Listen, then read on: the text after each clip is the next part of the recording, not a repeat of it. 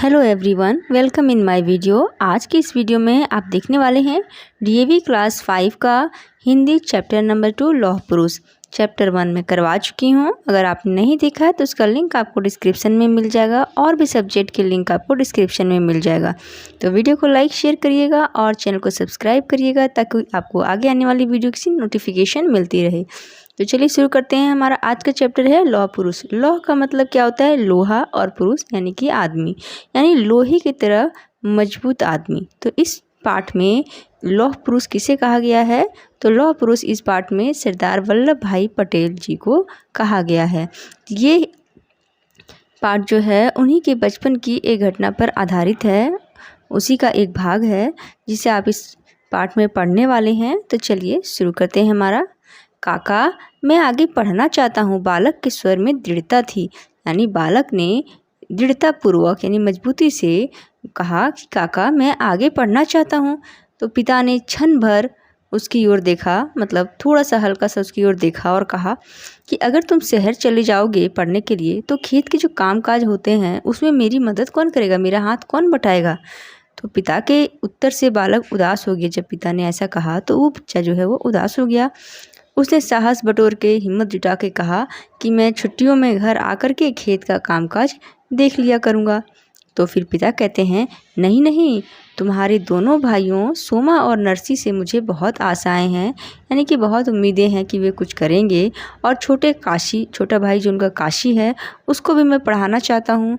और बड़ा भाई जो तुम्हारा विट्ठल है वो मुंबई में पढ़ रहा है, पिता ने समझाते हुए कहा। तो पिता का उत्तर सुनकर बालक ने कहा, मैं आपका आज्ञाकारी पुत्र हूँ, मैं पढ़ लिख कर कुछ बनना चाहता हूँ।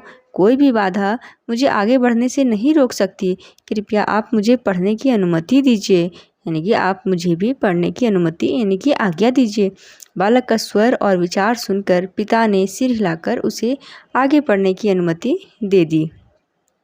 दृढ़तापूर्वक अपनी बात पिता के सामने रखने वाला यह बालक कौन था? तो यह बालक सरदार वल्लभ भाई पटेल थे। वल्लभ ही बड़ा होकर सरदार वल्लभ भाई पटेल के नाम से प्रसिद्ध हुआ। बचपन की यह दृढ़ता उनमें आजीवन बनी रही, यानी पूरा जीवन उनमें ये दृढ़ता बनी रही। ये मजबूती अपने विचारों के प्रति जो उनकी मजबूती थी, दृढ़ थे, वो उनमें जीवन भर बनी रही और इसीलिए देश उन्हें लौह पुरुष के नाम से याद करता है। वल्लभ भाई पटेल ने 1879 में नदियाड़, गुजरात से 10वीं कक्षा की परीक्षा उत्तीर्ण की, यानी कि पास की 10वीं की परीक्षा। 10वीं तक आते आते वल्लभ ने अपने आने वाले जीवन के विषय में निर्णय ले लिया था कि उन्हें अब आगे क्या करना है। जब वो 10th क्लास तक आने वाले थे तभी आते आते उन्होंने ये डिसाइड कर लिया था कि उन्हें जीवन में अपना क्या करना है, क्या बनना है। तो जान चुका था कि जो इंग्लैंड से कानून की पढ़ाई करके भारत आते हैं, तो वो ये जान चुके थे कि जो लोग इंग्लैंड जाते हैं कानून की पढ़ाई करने यानी लॉ की पढ़ाई करने और वहाँ से जो पढ़ के आते हैं तो उन्हें धन यानी कि पैसा और यश यानी कि प्रसिद्धि दोनों मिलते हैं। बहुत ही मतलब कि वो फेमस भी हो जाते हैं और बहुत ही उन्हें पैसा भी बहुत अच्छा कमाते हैं। कि लोगों में ये था कि भाई इंग्लैंड से पढ़ के आया है तो ये बहुत ही अच्छा वकील होगा, तो इसलिए उन्हें धन और यश दोनों मिलते हैं। इंग्लैंड जाकर कानून की पढ़ाई करना ही वल्लभ भाई के जीवन का उद्देश्य बन गया। उन्होंने रात दिन कठोर परिश्रम शुरू कर दिया। अभी रात दिन बहुत ही हार्डवर्क करने लग गए थे। वल्लभ भाई ने मुख्तारी की परीक्षा उत्तीर्ण कर, मुख्तारी पोस्ट है, जॉब है, इसकी परीक्षा उन्होंने पास करी और पास करके नदियाड़ न्यायालय यानी कि कोर्ट में वकालत शुरू कर दी। कानून की बारीकियों को प्रभावशाली ढंग से प्रस्तुत करने के कारण, यानी जो कानून की बारीकियां हैं यानी कानून के बारे में उन्होंने उसे बहुत ही अच्छे ढंग से जब वो प्रस्तुत करते थे, इस कारण उनकी गिनती प्रसिद्ध वकीलों में होने लगी। वह इंग्लैंड जाने के लिए पैसे जोड़ते रहे, तो यहाँ पर वे वकालत करके इंग्लैंड जाने के लिए पैसे जोड़ते रहे, यानी कि जमा करते रहे बचा करके। वह दिन आया जब उन्होंने इंग्लैंड जाने की समूची कार्रवाई पूरी कर ली, और फिर वह दिन आया जब उन्होंने सारी तैयारी जाने की कर ली। वह यात्रा संबंधी आदेश की प्रतीक्षा करने लगे, यानी कि वहाँ से जो उनका एडमिशन हुआ उसके लिए जो उनका लेटर आने वाला था उसी का वो प्रतीक्षा करने लगे। वर्षों का सपना पूरा होने वाला है, यह सोच कर वल्लभ भाई मन ही मन प्रसन्न होते थे। वल्लभ वल्लभ कहाँ हो, देखो किसी अज्ञात हितैषी ने मेरा इंग्लैंड जाने का टिकट भेजा है, चिल्लाता हुआ उनका बड़ा भाई विट्ठल उनके पास आया। तो उनके जो बड़े भाई है वो चिल्लाते हुए उनके पास आते हैं कि किसी अज्ञात यानी कि अननोन पर्सन ने, और हितैषी यानी कि उनका हित चाहने वाला, उनका वेल विशर, उन्होंने इंग्लैंड जाने के लिए मेरे लिए टिकट भेजा है। यह मेरा टिकट है, तुम्हारा नहीं। कहते हुए वल्लभ भाई ने अपने बड़े भाई के हाथ से लिफाफा ले लिया। तो वल्लभ भाई ने क्या किया, वो लिफाफा ले लिया, कहा ये मेरा टिकट है, ये आपका नहीं है। लिफाफे पर अंग्रेजी में लिखा था, यानी कि लिफाफे के ऊपर इंग्लिश में लिखा था VJ पटेल, वकील, बोरसद। तो वल्लभ भाई समझ गए कि यह लिफाफा उनके भाई के पास कैसे पहुंचा, क्योंकि उस पर जो नाम लिखा था। विट्ठल भाई भी अंग्रेजी में यही नाम और पता लिखते थे, क्योंकि विट्ठल व से विट्ठल है और व से वल्लभ था, तो वो भी शॉर्ट में अपना यही नाम लिखते थे और वल्लभ भी यही लिखते थे। इसलिए वैसे उनके जो बड़े भाई थे उन्होंने समझा कि ये उनके लिए आया है। वल्लभ भाई ने अपने भाई को जब पूरी बात बताई तो उनका मुँह लटक गया। कुछ देर बाद विट्ठल भाई ने कहा, यानी उनके बड़े भाई विट्ठल ने कहा, मैं बड़ा हूँ, मुझे पहले जाने दो, मेरे आने के बाद तुम चले जाना। वल्लभ भाई कुछ देर सोचते रहे और फिर कहा, यह टिकट आप ले लीजिए। उन्होंने कुछ देर सोचा और उसके बाद फिर उन्होंने वो टिकट अपने बड़े भाई को दे दिया। आपके ही नाम है, उन्होंने ये कहा कि ये आपके ही नाम है। छोटे भाई की बात सुनकर विट्ठल भाई की आंखों से आंसू बहने लगे। वल्लभ ने अपना टिकट विट्ठल भाई को दे दिया। अपनी सज्जनता से वल्लभ भाई ने सबका दिल जीत लिया। अपनी सज्जनता से, यानी अपना गुड बिहेवियर से, बड़े भाई के प्रति अपने रिस्पेक्ट वाली जो उनका बिहेवियर था उससे उन्होंने सबका दिल जीत लिया। कुछ समय बाद वल्लभ भाई भी कानून पढ़ाई करने के लिए इंग्लैंड गए। फिर 1913 में वह पढ़ाई पूरी करने के बाद भारत वापस लौटे। 1913 में उनकी पढ़ाई पूरी हो गई, तो पढ़ाई पूरी करने के बाद वे भारत लौट आए और उन्होंने अहमदाबाद गुजरात में है, वहाँ पर वकालत प्रारंभ कर दी, यानी कि शुरू कर दी। थोड़े दिनों बाद ही उनकी वकालत चमक उठी, यानी कि बहुत ज़्यादा वो वकालत उनकी चल पड़ी। वल्लभ भाई ने सुख सुविधाओं से भरपूर जीवन जीना प्रारंभ कर दिया। उन्हीं दिनों गांधी जी दक्षिण अफ्रीका से लौट आए थे। गांधी जी भी वकालत करके आए थे और वे दक्षिण अफ्रीका चले गए थे। फिर वहाँ से वे उन्हीं दिनों दक्षिण अफ्रीका से लौट के आए थे भारत। उन्होंने चंपारण बिहार में नील की खेती करने वाले किसानों पर होने वाले अत्याचारों के विरोध में सत्याग्रह प्रारंभ कर दिया। वल्लभ भाई गांधी जी के सत्य अहिंसा के सिद्धांतों से बहुत प्रभावित हुए। अब उनका विचार था गांधी जी का, सत्य अहिंसा और ये सब, तो इससे वे बहुत प्रभावित हुए थे। अब वे क्या किए, वह वकालत घर परिवार सब कुछ छोड़कर स्वतंत्रता संग्राम में कूद पड़े, यानी कि जो फ्रीडम के लिए जो लोग फाइट कर रहे थे उसमें वो भी इन्वॉल्व हो गए। उनके नेतृत्व में गुजरात के खेड़ा जिले के किसानों ने संघर्ष करके अंग्रेजी साम्राज्य की ईंट से ईंट बजा दी।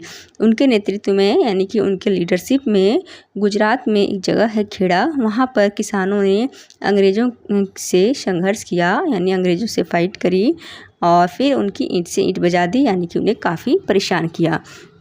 गांधी जी ने वल्लभ भाई को सरदार की उपाधि दी, क्योंकि ये इस काम में वल्लभ जी ही लीडरशिप कर रहे थे। तो जब इन्हें सफलता मिली तो गांधी जी ने उन्हें सरदार की उपाधि दी। सरदार मतलब होता है कि यानी लीडर करने वाला। कुछ ही समय में सारा देश उन्हें सरदार पटेल के नाम से जानने लगा।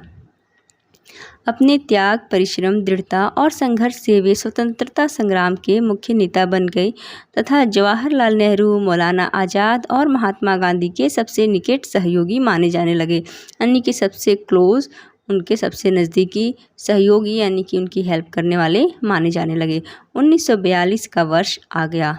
अंग्रेजों भारत छोड़ो का नारा देश के कोने कोने में गूंजने लगा। 1942 में गांधी जी ने भारत छोड़ो आंदोलन चलाया था। तो देश के कोने कोने में अंग्रेजों भारत छोड़ो का नारा गूंजने लगा। सरदार पटेल ने अहमदाबाद में एक सभा में भाषण देते हुए कहा, अगर कल सब नेता बंदी बना लिए जाएं, यानी अंग्रेज़ों के द्वारा अरेस्ट कर लिए जाएं, तब भी स्वतंत्रता संग्राम जो है ये जारी रखना। ये नहीं कि अगर हम सब लीडर्स जितने भी नेता हैं इन सबको अगर अंग्रेज़ गिरफ्तार कर लें इस आंदोलन के लिए, तो भी आप लोग इसे जारी रखना। मर जाना पर आगे बढ़ाया हुआ कदम पीछे नहीं हटाना। सरदार पटेल की इस ओजस्वी वाणी से प्रेरित होकर जनता ने अंग्रेजी शासन के विरुद्ध विद्रोह कर दिया। सरदार पटेल का जीवन त्याग और दृढ़ता की अद्भुत कहानी है। जैसे कि आपने देखा, उन्होंने अपना इंग्लैंड जाने का जो टिकट था वो अपने बड़े भाई के लिए त्याग कर दिया, और दृढ़ता थी कि उनको पढ़ना है तो उन्होंने अपने पिता से किस तरह से अनुमति ले ली। तो ये उनके जीवन की अद्भुत कहानी है। देश के अधिकांश राज्यों की कांग्रेस समितियाँ, कांग्रेस जो है एक समिति है, उसकी सरदार पटेल को स्वतंत्र भारत का प्रथम प्रधानमंत्री बनाना चाहती थी। यानी हमारे देश के ज़्यादातर जो स्टेट्स हैं वहाँ की जो कांग्रेस समितियाँ थी वो सरदार पटेल को ही जब भारत आज़ाद हुआ तो फर्स्ट प्राइम मिनिस्टर बनाना चाहती थी। गांधी जी जवाहरलाल नेहरू के पक्षधर थे, लेकिन जो गांधी जी थे वो चाहते थे कि Jawaharlal Nehru first prime minister बने। तो सरदार पटेल ने देश के हित में गांधी जी की बात मान ली, और 15 अगस्त 1947 को जब देश स्वतंत्र हो गया तो स्वतंत्रता के साथ साथ धर्म के नाम पर देश का बंटवारा हुआ। यानी कि जब स्वतंत्र हुआ तो देश का बंटवारा हो गया धर्म के नाम पर, हिंदू और मुस्लिम, पाकिस्तान और भारत, इस तरह से देश का बंटवारा हो गया। बंटवारे के साथ ही अंग्रेज़ों ने भारतीय रियासतों को भी स्वतंत्र कर दिया। जब बंटवारा हो गया तो भारत में अंग्रेज़ों कुछ रियासतें थी, यानी राजाओं का जहाँ पे राज चलता था अभी भी, उस समय भी जब अंग्रेज़ थे तो उनको भी स्वतंत्र कर दिया। तो इन रियासतों की संख्या लगभग कितनी थी? 562, यानी कि 562 जो हैं छोटे छोटे रीजन ऐसे थे, क्षेत्र ऐसे थे जहाँ पर राजाओं का शासन था। तो इनमें से कुछ पाकिस्तान में विलय चाहती थी, यानी पाकिस्तान में शामिल होना चाहती थी, कुछ भारत में, और कुछ स्वतंत्र रहना चाहती थी, यानी कि कुछ अपना शासन खुद चलाना चाहती थी। इस समस्या के समाधान की जिम्मेदारी सरदार पटेल को सौंपी गई कि क्या किया जाए, कि कुछ पाकिस्तान में जाना चाहती है, कुछ भारत में, और कुछ स्वतंत्र रहना चाहते हैं। तो उन्होंने प्रेम, दृढ़ता और संकल्प शक्ति से उन रियासतों को भारत में विलय के लिए मना लिया। जितने भी थे ये सारे 562 रियासतें, इन सबको उन्होंने प्रेम से, दृढ़ता से और संकल्प शक्ति से भारत में शामिल होने के लिए मना लिया। उनके प्रयासों से एक नए और सुदृढ़ राष्ट्र का निर्माण हुआ। 15 दिसंबर 1950 को भारत माता का यह सपूत चिर निद्रा में सो गया। यानी कि 15 दिसंबर 1950 को भारत माँ का यह सपूत सरदार वल्लभ भाई पटेल जो थे चिर निद्रा में सो गए, यानी कि उनका अब देहांत हो गया। उनकी महानता और लौह के समान दृढ़ता के लिए देश उन्हें याद करता है। तो ये पार्ट आपका यहाँ पे समाप्त हुआ।